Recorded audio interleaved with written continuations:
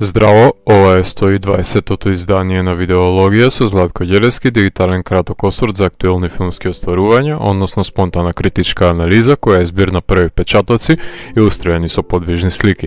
На денешниот репертоар е Never Rarely Sometimes Always на Елайза Хитман, во кој станува збор за двете најдобри пријателки, 17 годишните братушетки Autumn и Skyler, глумени од Сидни Фланеган и Талија Рајдер, кои ги запознаваме како две млади девојки кои поминуваат низ ранлива фаза на пувертетот во рурална Пенсилвенија. Во мигот кога ќе забремени Autumn, таа се соочува со предизвиците да направи абортус во локалните христијански клиники кои не го допуштаат тоа, па затоа со помош на Skyler и малките пари кои може да ги издвојат од работната позиција, се качуваат во автобус и заминуваат за Њујорк за да ја завршат процедурата, која што не може да ја извршат во нивниот роден град. Ова дело ги амалгамира жанровите на coming of age филмот со роуд филмот во една беспрекорна драма во која на интимен начин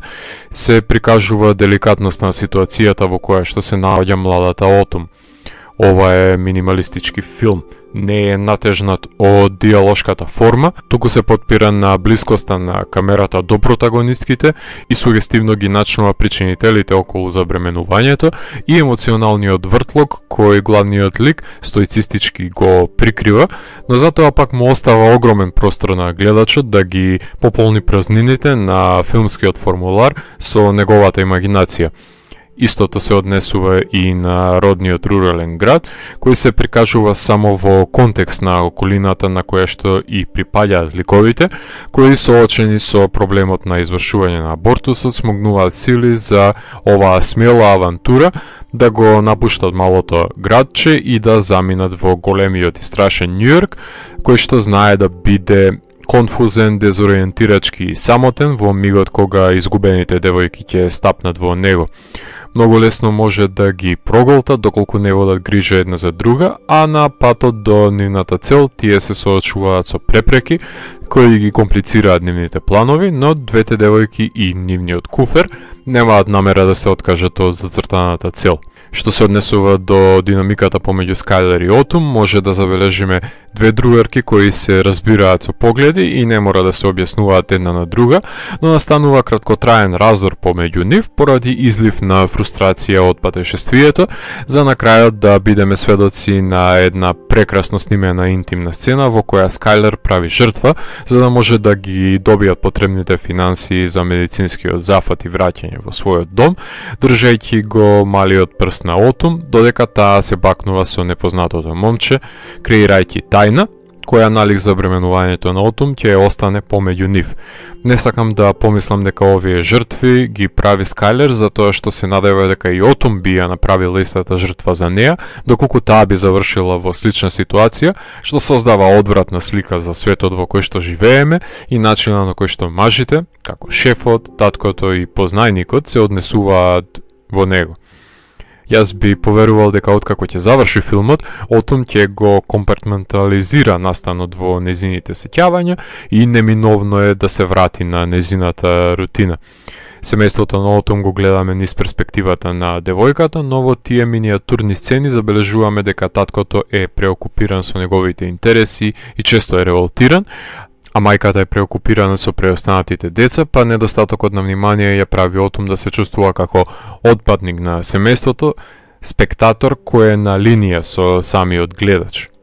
Иако филмот е инспириран од измачувачката одисеја на еркињете кои патувале до Лондон за да ја прекинат бременоста, што е предложка на еден сосема поразличен филм, во ова дело ја забележуваме христијанската зацкриена позадина на руралните клиники, кои на секој можен начин сакаат да го спречат абортирањето на бебето, иако не се волни да преземат одговорност за него. Autumn знае дека детето не е настанато од љубов, ниту пак има желба да го зачува, и тие заедно со морничавите протестанти пред клиниките во Њујорк, кои одржуваат симулакрум на погреб, стануваат одвратни пречки насреде патот на Autumn. Од практични побуди можеле да го решат проблемот на куферот со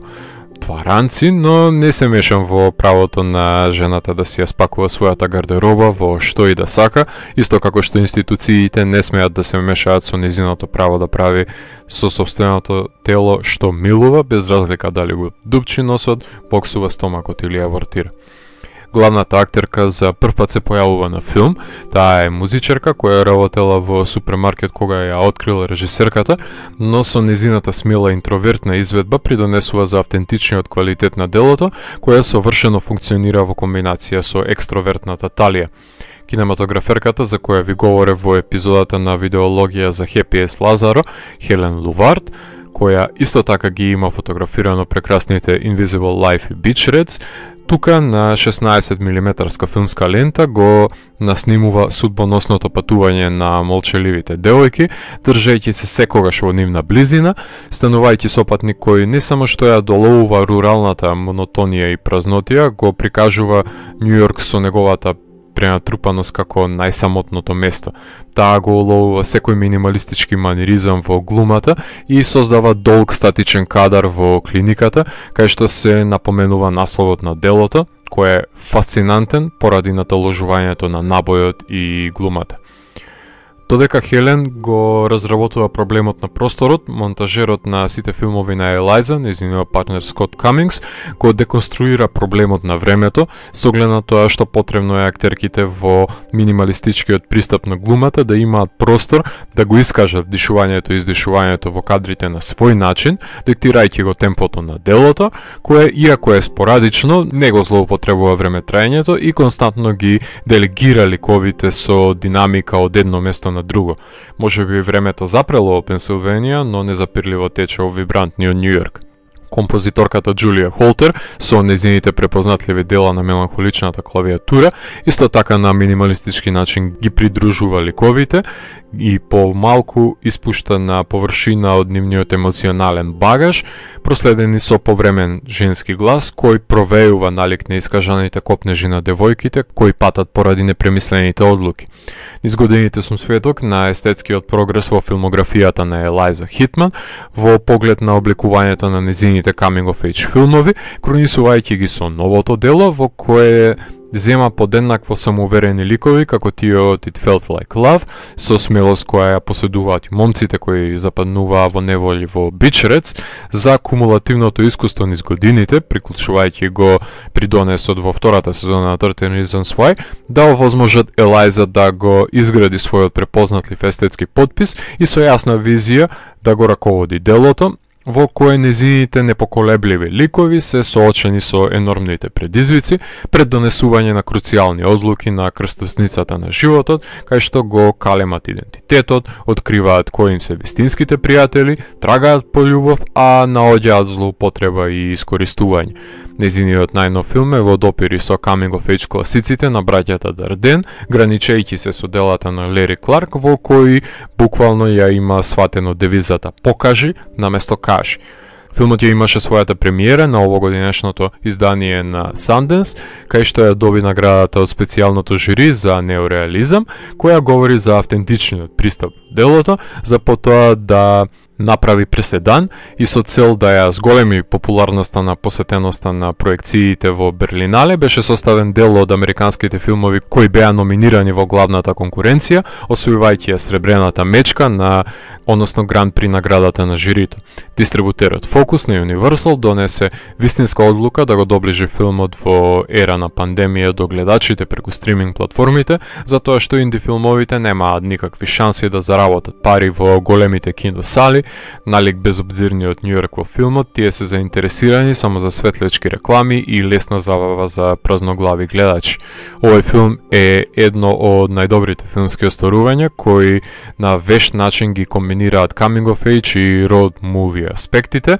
на една срцепарателна мелодрама во која сме неми сведоци на сите проблеми со кои се соочуваат тинеџерките во овој суров свет, станувајќи предмет на искористување и злоупотреба за туѓа агенда. Погледнете го филмот и пуштете ја повторно првата музичка изведба на He's Got the Power, со која го запознаваме главниот лик со новата конотација на лириката. Ако морам да го евалуирам, тогаш Never Rarely, Sometimes Always од мене има 4,5 од 5. Доколку ви се допадна 120-тото издание на дигиталната архива Видеологија, лајкувајте го видеото, споделете го и следете го каналот. Постигнете и по останатите рецензии на виртуелната полица. И благодарам за вниманието. Поздрав!